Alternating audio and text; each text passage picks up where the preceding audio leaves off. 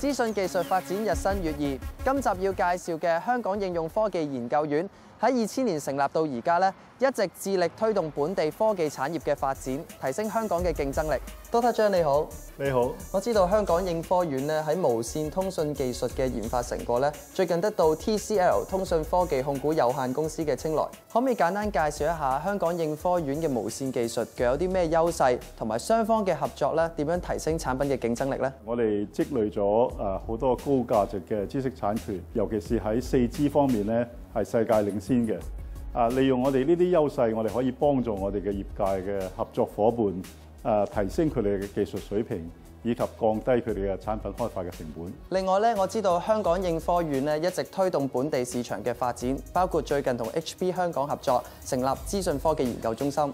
今次嘅合作咧涵蓋啲咩領域，同埋會帶嚟啲咩好處呢？我哋嘅合作係涉及大數據分析同埋雲端計算。合作嘅領域包括相關嘅設備同軟件。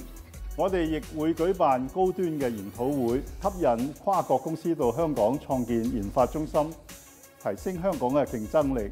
香港科學館嘅巨龍傳奇恐龍展覽咧，就採用咗香港應科院開發先進嘅擴增實境技術應用程式。可唔可以同我哋介紹一下呢一個應用程式有啲咩特點呢？呢種擴增實境嘅技術係通過傳感器將虛擬嘅影像同埋信息與現實環境結合，喺智能手機顯示出嚟。呢種技術可以應用喺好多方面嘅，譬如導航、保安、交通監控、統計人數。唔該晒張博士同我哋分享咗咁多。咁我哋希望咧未來香港嘅科技產業發展咧可以更上一層樓嘅。